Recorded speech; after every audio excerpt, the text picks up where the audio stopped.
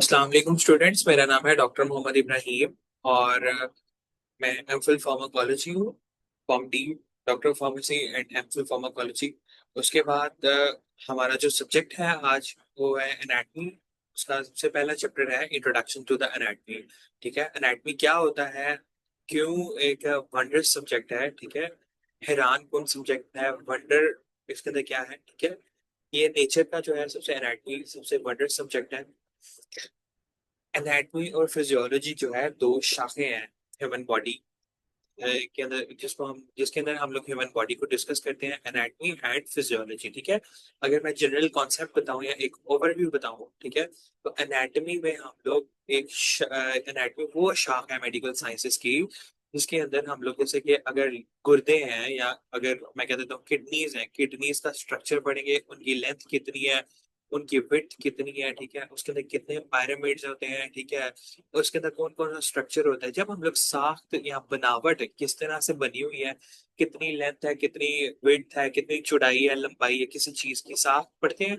जैसे कि एक कमरा है, ठीक है, इस कमरे की कितनी लेंथ है, ठीक है, ये कैसे बना हुआ है, ठीक है, इसके अंदर क्या क्या कौन ईंटें लगी हैं, ये वगैरह वगैरह, तो हम लोग ये एनाटॉमी पढ़ते हैं। ठीक है, फिजियोलॉजी क्या होता है, फिजियोलॉजी के अंदर हम लोग उसकी फंक्शनिंग पढ़ते हैं। फंक्शनिंग के अंदर आता है कि इसका काम है, फॉर एग्जांपल ये किडनी है, किडनी का काम क्या होता है कि खून की सफाई करना, वेस्ट मटेरियल जो होते हैं उनको बॉडी से बाहर एक्सक्रीट करना। ठीक है, या बॉडी से बाहर फाजल मादे जो होते हैं उनको बॉडी से बाहर निकालना, एक्सक्रीट आउट करना। ठीक है, तो ये फिजियोलॉजी के अंदर आता है। ठीक है, किडनी उसके और बहुत से काम है किडनी के। ठीक है, तो ये दोनों बायोलॉजी की ब्रांचेज हैं जो कि फॉर्म, ठीक है, बनावट और फंक्शन को हम लोग उसके अंदर डिस्कस करते हैं। बॉडी स्ट्रक्चर को किसके अंदर हम लोग पढ़ते हैं, एनाटॉमी के अंदर, और बॉडी फंक्शन को हम लोग फिजियोलॉजी के अंदर पढ़ते हैं। ठीक है, ये दोनों मिलके हमें बताती हैं कि बॉडी पार्ट कैसे वर्क करते हैं जिंदगी को वजूद में लाने के लिए। ठीक है, थोड़ी सी कॉम्प्लेक्स होती है। As you learn about the complex interdependence of the structure and function, दोनों चीजें जो है वो मिलजुल के काम करती हैं। जब हम लोग स्ट्रक्चर पढ़ते हैं तो स्ट्रक्चर हमें तभी समझ आता है जब हम लोग फंक्शन पढ़ते हैं। फंक्शन को पढ़ने के लिए स्ट्रक्चर भी पढ़ना पड़ता है, तो ये इंटरडिपेंडेंट है, एक दूसरे के ऊपर डिपेंड कर रही है ये दोनों साइंसेस। ठीक है, you will become in a very real sense the subject of your own study. आपको जो है सब्जेक्ट की तभी समझ आएगी, ये स्टडी की तभी समझ आएगी जब आप दोनों चीजों को बखूबी पढ़ेंगे।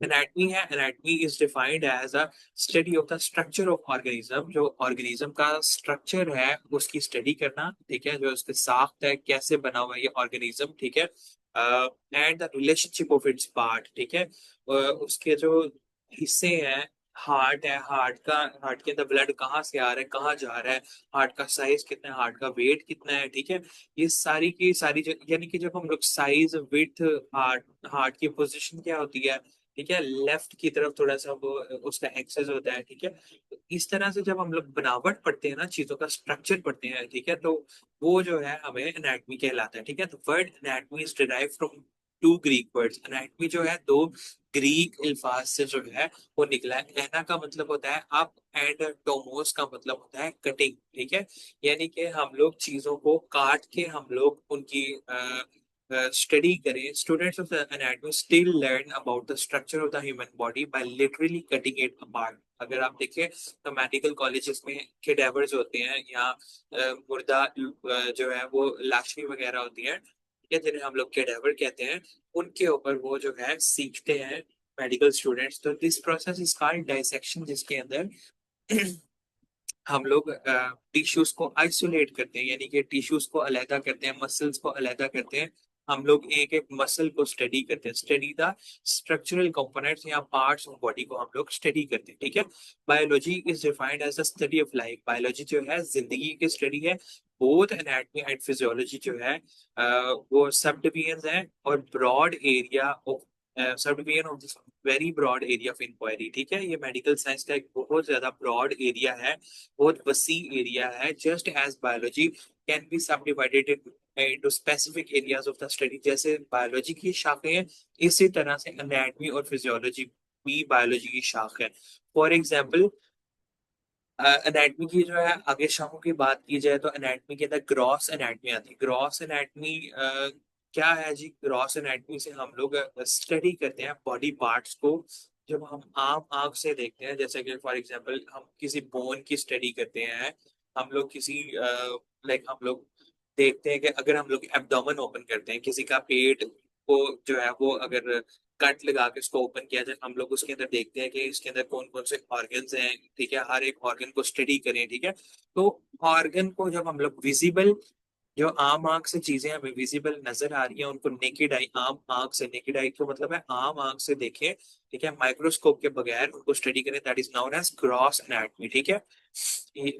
Before the discovery of microscope, microscope की डिस्कवरी से पहले एनाटमिस्ट जो होते थे वो ह्यूमन स्ट्रक्चर को स्टडी करते थे यूजिंग ओनली द आई, सिर्फ आम आंख से देखते थे ड्यूरिंग द डाइसेक्शन, जब वो डाइसेक्ट करते थे कहीं पे वो यानी कि डाइसेक्शन का बेसिकली मतलब ये होता है कि हम लोग कहीं पे कट लगा के, ठीक है, डाइसेक्ट करके हम लोग स्ट्रक्चर्स को देखते हैं।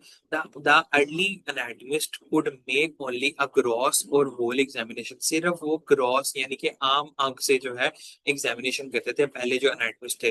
With the use of modern microscope, अब नई माइक्रोस्कोप आ गई है, एनाटमिस्ट जो है वो अब स्पेशलाइज्ड माइक्रोस्कोपिक एनाटमी यानी कि माइक्रोस्कोपिकली, ठीक है, टिश्यूज को देखते हैं, सेल्स को और टिश्यूज को देखते हैं। अब अब हम लोग जब सेल्स को देखते हैं माइक्रोस्कोप के नीचे वो हम लोग साइटोलॉजी बोलते हैं, ठीक है। और जब टिश्यूज की स्टडी करते हैं तो हम लोग यानी कि सेल क्या होता है, सेल जो है वो एक बेसिक यूनिट ऑफ लाइफ है, ठीक है। सेल के अंदर एक न्यूक्लियस होता है, इर्द गिर्द इसके साइटोप्लाज्म होते हैं, साइटोप्लाज्म के अंदर जो है गोल्गी अपरेटस, ठीक है। इस तरह से एंडोप्लाज्मिक रेटिकुलम होता है, उसके बाद लाइजोसोम्स आते हैं, ठीक है, और डिफरेंट तरह के ऑर्गेनेलीज आते हैं, ठीक है, इनको ऑर्गेनेलीज बोला जाता है। ये जो गोल्जी अपरेटस है, एंडोप्लाज्मिक रेटिकुलम है, माइटोकॉन्ड्रिया, ये न्यूक्लियस होता है, न्यूक्लियस के अंदर डीएनए पाया जाता है हमारा, ठीक है। तो अगर सेल्स का गुच्छा हो या क्लस्टर ऑफ सेल हो इस तरह से जिनका एक ही स्पेशलाइज्ड फंक्शन है, जैसे मैं ये कह देता हूँ सेल का ये एक ही काम कर रहे हैं, जैसे कि टिश्यू है कोई एसिड की सिक्रीशन कर रहे हैं या कोई भी एक ही इनका सबका काम है, तो मैं इनको टिश्यू का नाम दे देता हूँ, ठीक है, इनको मैं किसका नाम दे दूंगा, टिश्यू। तो अगर हम लोग सिर्फ सेल्स की स्टडी करते हैं तो उसको हम लोग साइटोलॉजी बोलेंगे, अगर हम लोग टिश्यूज की स्टडी करेंगे तो उसको हम लोग हिस्टोलॉजी बोलते हैं। बाकी एनाटमी की ब्रांचेस होती हैं जिसके अंदर हम लोग ह्यूमन ग्रोथ और डेवलपमेंट, इंसान कैसे यानी कि उसकी ग्रोथ कैसे होती है, वो डेवलपमेंटल एनाटमी होती है। अगर यानी कि फॉर एग्जांपल कोई ऑर्गन है, ठीक है, वो डिजीज हो गया, जैसे गुर्दे हैं, ये लिवर है, लिवर का साइज इंक्रीज हो गया, पहले लिवर का साइज इतना था उसके बाद लिवर का साइज इंक्रीज हो गया, तो डिजीज बॉडी स्ट्रक्चर, ठीक है, वो पैथोलॉजिकल एनाटमी, इसके अंदर पैथोलॉजी आ गई यानी कि डिजीज आ गई, pathology is always relevant to disease, ठीक है, तो इसका साइज इंक्रीज हो गया, तो ये भी एनाटमी का यानी कि जिसके अंदर हम लोग बनावट के इतना इसका साइज होना चाहिए, तो ये साइज इंक्रीज हो गया, तो ये भी एनाटमी की ब्रांच है, ठीक है। डेफिनेशन ऑफ एनाटमी है, it is the branch of medical science जो कि स्टडी ऑफ स्ट्रक्चर, हम लोग स्ट्रक्चर्स को देखते हैं प्लांट और एनिमल के। अच्छा जी, इसके आगे हमारे पास आ जाता है डेफिनेशन होता है ह्यूमन एनाटमी। ह्यूमन एनाटमी के अंदर हम लोग डिफरेंट ऑर्गन्स और बॉडी पार्ट्स जो होते हैं ह्यूमन के, उनके स्ट्रक्चर को पढ़ते हैं कि फॉर एग्जांपल अगर हार्ट है, अगर उसके लंग्स है, ठीक है, लंग्स का साइज कितना है, एक लंग का या दूसरा लंग्स का साइज कितना है, ठीक है, उसके अंदर कितने एल्वियोलाई हैं, उसके अंदर कितनी ब्रोंक्यूल्स हैं, उसके अंदर नर्व सप्लाई कौन सी है, उसके अंदर ब्लड सप्लाई कौन सी है, ठीक है, उसके साथ कौन सी चीज मिल रही है, यहाँ से ब्लड बाहर कैसे आ रहा है, किस आर्टरी के थ्रू आ रहा है, यहाँ पे कौन सी नर्वस सिस्टम कैसे फैला हुआ है, ठीक है, ये सारी चीजें देखना, that is known as anatomy. Branches of anatomy है ग्रॉस एनाटमी। ग्रॉस एनाटमी ये होता है कि हम लोग अगर किसी भी स्ट्रक्चर को, ठीक है, ह्यूमन बॉडी का कोई स्ट्रक्चर है, आम आंख से देखें without microscope, that is known as gross anatomy या मैक्रोस्कोपिक एनाटमी बोला जाता है, ठीक है।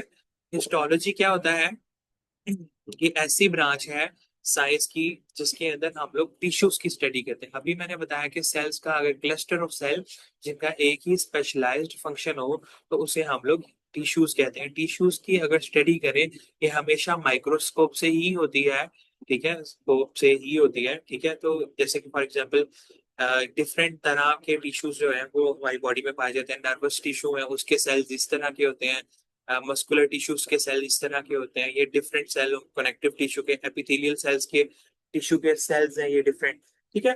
तो इस तरह से हम लोग जब इसको माइक्रोस्कोपिकली स्टडी करते हैं तो ये हिस्टोलॉजी कहलाता है, ठीक है। एम्ब्रियोलॉजी क्या होता है कि जिसके अंदर हम लोग स्पर्म्स और एग जो मिलते हैं, ठीक है, वो एक जाइगोट बनाती है, ठीक है। जाइगोट से आगे जो है वो थोड़ा ग्रो करता है यूट्रस के अंदर, तो वो एम्ब्रियो बनाता है, ठीक है। एम्ब्रियो की स्टडी को कैसे एक ह्यूमन की पैदाइश होती है, ठीक है, कौन कौन से चेंजेस होते हैं, पहले ह्यूमन इतना सा होता है, ये होता है, ये होता है, ठीक है, ये हर वीक के अंदर कौन कौन से चेंजेस आते हैं ह्यूमन की बॉडी के अंदर, तो ये एक ह्यूमन पैदा होता है, ठीक है। कि पहले एक ह्यूमन बिल्कुल एक सेल होता है, ठीक है, तो ये किस तरह से डेवलपमेंट होती है, ये जो हमें कंजेनिटल पैदाइशी डिफॉर्मिटीज जो कि सही नहीं बनती हैं या डिफेक्ट अगर कोई खराबी हो ह्यूमन बॉडी के अंदर, कोई जैसे कि बच्चों के अंदर क्लेफ्ट पैलेट होता है, तालू की बीमारियां होती है, वो उनका जो है सांस नहीं ले पाते हैं, क्लेफ्ट पैलेट की बीमारी होती है, कटे हुए होंठ या तालू के अंदर प्रॉब्लम होती है, ठीक है। तो ये कंजेनिटल एबनॉर्मेलिटीज पैदाइशी एबनॉर्मेलिटीज होती हैं कि ये जो एम्ब्रियोलॉजी के दौरान होती है, ठीक है। ये ग्रॉस एनाटमी के बारे में लिखा हुआ है कि माइक्रोस्कोपिक कि माइक्रोस्कोप के बगैर स्टडी है, हिस्टोलॉजी होती है, माइक्रोस्कोपिक स्टडी होती है, एम्ब्रियोलॉजी एम्ब्रियो की स्टडी होती है, रीजनल एनाटमी। रीजनल एनाटमी क्या होती है कि जब हम लोग एनाटमी पढ़ते हैं तो हमारे हम रीजन्स बना लेते हैं, जैसे कि फॉर एग्जांपल अब ये रीजन हम लोगों ने बनाया है कि हम लोग पेट के ऊपर बेली बटन को देखते हैं, बेली बटन जो है ना वो अम्बलाइकल रीजन होता है, क्योंकि यहाँ पे अम्बलाइकल कॉर्ड कनेक्ट होती है, ठीक है, जो कि मदर से कनेक्ट करती है एक बच्चे को, ठीक है, यहाँ एक फीटस को, यहाँ एक वो मदर से कनेक्ट करती है अम्बलाइकल कॉर्ड। ये लेफ्ट पे फ्लैंक होता है, राइट पे फ्लैंक है, ये राइट फ्लैंक और लेफ्ट फ्लैंक, ऊपर लेफ्ट हाइपोकॉन्ड्रियम, राइट हाइपोकॉन्ड्रियम, ये ग्रोइन एरियाज होते हैं, ठीक है, ये ग्रोइन है और यहाँ पे प्यूबिक एरियाज है, ठीक है। ये हम लोगों ने एक डिवीजन या रीजन बनाए हुए हैं, ठीक है। तो हम जैसे कि डॉक्टर के पास कोई पेशेंट आता है तो किधर वो पूछते हैं कि कहाँ पेन हो रही है, अगर मैदे के अंदर दर्द हो रही होगी जैसे हम लोग ऐसे कहते हैं कि एपिगैस्ट्रिक रीजन में पेन हो रही है, ठीक है। अगर कहीं यहाँ पे पेन हो रही होगी वो लेफ्ट फ्लैंक में पेन हो रही है, इस तरह से वो जो है इन चीजों को हम लोग देखते हैं, ठीक है। तो ये हम लोग स्पेसिफिक पार्ट ऑफ बॉडी को या स्पेसिफिक रीजन को स्टडी करें तो रीजनल एनाटॉमी कहलाता है। अगर हम लोग किसी सिस्टम की स्टडी करें, सिस्टम से मुराद है कि जैसे यूरिनरी सिस्टम है, रेस्पिरेटरी सिस्टम है, सांस लेने का निजाम है, जीआईटी है, उसकी स्टडी करें तो ये सिस्टेमिक एनाटॉमी कहलाते हैं। अगर सेल्स की स्टडी करें, सेल का स्ट्रक्चर देखें, यानी कि एक सेल है उसके अंदर न्यूक्लियस पाया जाता है, उसके इर्द गिर्द माइटोकॉन्ड्रिया पाया जाता है, उसके बाहर जो है वो एंडोप्लाज्मिक रेटिकुलम पाया जाता है, उसके डिफरेंट तरह के जो स्ट्रक्चर्स को देखें, study of the structure of cell, cell के स्ट्रक्चर को और उसके कंपोनेंट यानी कि सेल के अंदर जो हिस्से होते हैं, ठीक है, तो उनको देखें हम लोग, यानी कि और इसके अंदर साइटोस्केलेटन पाया जाता है, इधर क्या कहते हैं डीएनए पाया जाता है, हर एक चीज को पढ़ना, ठीक है, ऑब्जर्व करना, ये एक साइटोलॉजी कहलाता है। उसके बाद अप्लाइड एनाटॉमी, एनाटॉमी का नॉलेज जो है वो इस्तेमाल करना डिजीजेस की डायग्नोसिस के लिए, ठीक है, यानी कि किसी कोई पेशेंट आता है उसकी डायग्नोसिस बनाने के लिए, उसकी तशखीस करने के लिए कि इसको क्या बीमारी है, तो वो अप्लाइड एनाटॉमी होती है, ठीक है। क्रॉस सेक्शनल एनाटॉमी, ठीक है, क्रॉस सेक्शनल एनाटॉमी इधर हम लोग पढ़ते हैं।